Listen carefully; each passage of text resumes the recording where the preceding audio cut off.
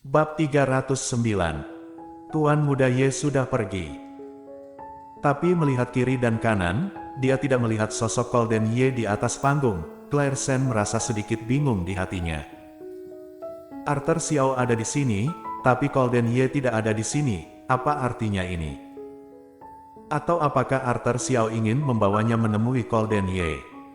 Arthur Xiao, kemana kamu akan membawaku? Di mana Golden Ye? Arthur Xiao tidak mengatakan sepatah kata pun, langsung menyeretnya ke tempat di belakang panggung di mana tidak ada seorang pun. Nyonya muda, kenapa kamu baru datang sekarang? Claire Sen membuka mulutnya, tetapi pada akhirnya dia hanya bisa mengatakan satu kalimat, sesuatu terjadi, jadi aku sedikit terlambat, dia. Nyonya muda, Anda bukan sedikit terlambat, tapi Tuan Muda menunggumu sepanjang malam. Dia, apakah dia menunggu sepanjang malam?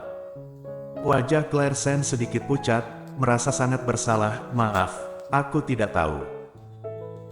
Kesedihannya terlihat di wajahnya. Arthur Xiao tidak tahan untuk mengatakan, meskipun Anda ada di sini sekarang, tapi semuanya sudah terlambat. Semuanya sudah terlambat. Apa artinya ini? Claire Sen tidak mengerti arti kata-katanya, jadi dia bertanya secara langsung. Arthur Xiao tidak punya pilihan selain mengatakan, Tuan Muda Ye baru saja pergi 5 menit yang lalu. Apa? Dia datang, tapi Golden Ye sudah pergi. Wajah Claire Sen langsung menjadi sulit untuk dilihat. Aku dihentikan di pintu 5 menit yang lalu. Aku tidak punya surat undangan, tidak bisa masuk. Karena mengingat Nyonya Muda tidak punya surat undangan, jadi tadi aku terus berjaga di luar pintu, tetapi siapa yang tahu bahwa perjamuan akan segera berakhir. Nyonya Muda masih belum datang. Aku pikir Nyonya Muda tidak akan datang, jadi tidak menjaga lagi. Sekarang, Tuan Muda Ye telah pergi. Claire Sen tidak tahu harus berkata apa dalam sekejap, karena dirinya sendiri, jelas mengatakan ini datang, tapi dia tidak muncul. Siapa yang bisa dia salahkan? Jika dia pergi, dia belum tentu pergi dari sini sekarang. Kamu bisa membawaku untuk menemukannya, kan? Arthur Xiao berpikir sejenak, lalu mengangguk, kalau begitu kamu ikut denganku. Jadi Arthur Xiao mengantarnya melewati koridor kosong. Claire Sen menahan ketidaknyamanan dan mengikuti di belakangnya. Dia sangat cemas sehingga dia sangat ingin untuk melihat Golden Ye saat ini. Arthur Xiao membawanya ke sudut, kemudian membuka sebuah ruangan, tetapi ruangan itu kosong dan tidak ada orang sama sekali. Sepertinya Tuan Muda Ye sudah pergi. Claire Sen melihat ke ruang kosong dan menggigit bibir bawahnya. Apakah dia akan pergi ke tempat parkir? Bawa aku ke tempat parkir. Oke, ayo. Arthur Xiao membawa Claire Sen ke arah tempat parkir. Bagaimanapun juga, selama ada kesempatan, dia akan mencoba yang terbaik untuk membawa Claire Sen ke Golden Ye. Ekspresi dan aura Golden Ye malam ini benar-benar salah. Jika Nyonya Muda kedua tidak muncul di depannya, dia selalu merasa ada firasat buruk. Hanya saja ketika keduanya bergegas ke tempat parkir, mereka kebetulan melihat sebuah mobil keluar. Ketika Arthur Xiao masih linglung, dia melihat Claire Sen yang mengikutinya tiba-tiba mengejar mobil. Nyonya Muda, ada apa? Setelah Arthur Xiao bertanya, dia memperhatikan bahwa mobil itu adalah mobil Golden Ye. Ekspresinya berubah dan dia bergegas mengejar, berteriak, Tuan Muda Ye. Tapi kecepatan mobilnya sangat cepat, jaraknya relatif jauh. Mereka berdua tidak akan dapat mengejar bahkan hingga kaki mereka patah. Claire Sen seperti memiliki 1000 semut yang menggigit hatinya, jadi dia terus berlari keras, berharap untuk mengejar mobil Golden Ye, dan berharap di dalam hatinya mobil Golden Ye bisa berhenti.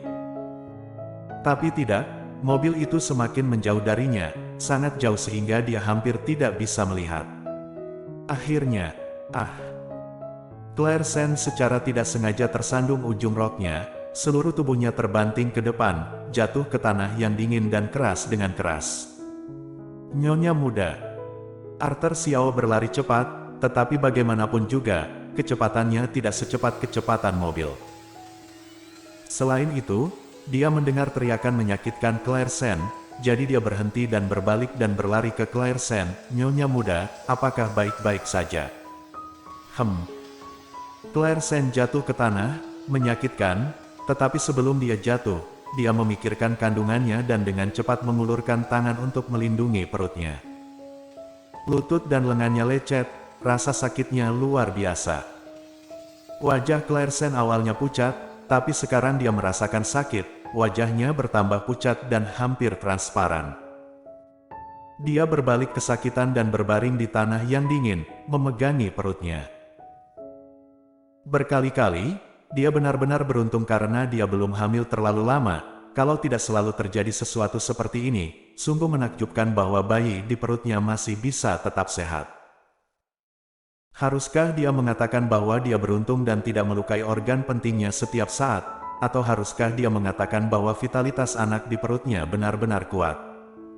"Nyonya muda." Arthur Xiao berlutut untuk melihat wajahnya yang pucat sebelum tiba-tiba menemukan bahwa ada banyak luka di tubuhnya, tidak hanya karena dia jatuh tadi, tetapi ada luka lain di lengan, paha, leher, dan sudut mulut. Meskipun tidak banyak, tetapi berwarna merah darah di kulit putihnya, yang mengejutkan untuk dilihat. "Ada apa dengan Nyonya muda? Kecelakaan yang kamu katakan tadi berarti?" Claire Sen menarik napas dalam-dalam dan mengulurkan tangannya ke Arthur Xiao. "Tarik aku." Arthur Xiao dengan cepat membantunya berdiri, setelah Claire Sen duduk mengambil beberapa napas dalam-dalam, memperhatikan bahwa kecuali beberapa rasa sakit di luka luar, tidak ada gerakan di perutnya, baru dia bernapas lega. Ketika dia mengangkat kepalanya lagi, dia tidak bisa lagi melihat mobil itu. "Tuan Muda Ye mungkin kembali ke villa." "Ya, kita tidak bisa mengejar lagi, ayo kita juga kembali." Claire Sen menatap lemah ke arah Arthur Xiao. "Bisakah kamu mengantarku?" Arthur Xiao membeku sejenak, kemudian mengangguk, "Tentu saja, aku akan mengantar Nyonya muda kembali sekarang." Arthur Xiao membantunya berdiri dan ragu-ragu, "Tapi luka pada Nyonya muda. Maukah Anda pergi ke rumah sakit untuk perawatan terlebih dahulu? Kemudian pergi ke Great Lake Villa?" "Tidak." Claire Sen menggeleng, ia menggigit bibir bawahnya, "Jangan pedulikan ini, kita kembali ke Great Lake Villa terlebih dahulu, aku ingin menjelaskan padanya kemudian baru mengobati luka." "Lalu, baiklah." Setelah naik mobil, Claire Sen menyadari bahwa lututnya berdarah, rok peraknya berlumuran darah, ada ilusi bunga plum mekar di salju. Dia melihat lukanya dan terdiam untuk waktu yang lama, kemudian mengulurkan tangan dan menyeka noda darah di lukanya. Arthur Xiao melihatnya, dengan cepat mengambil tisu yang dibawanya dan menyerahkannya padanya. "Nyonya muda, jangan gunakan tanganmu, akan ada bakteri. Anda bisa menyekanya dengan tisu terlebih dahulu, aku akan memanggilmu dokter ketika tiba di villa nanti." "Terima kasih." Claire Sen mengambil tisu dan mengeluarkannya untuk menyeka darah. Arthur Xiao memiliki banyak hal untuk ditanyakan kepada Claire Sen, apa yang terjadi padanya, mengapa dia memiliki begitu banyak luka. Mengapa dia membuat dirinya begitu miris dan apa yang terjadi. Tetapi ketika kata-kata itu sampai di bibirnya, dia tidak bisa menanyakan sepatah kata pun. Tampaknya setelah bertanya, itu seperti menusuk lukanya.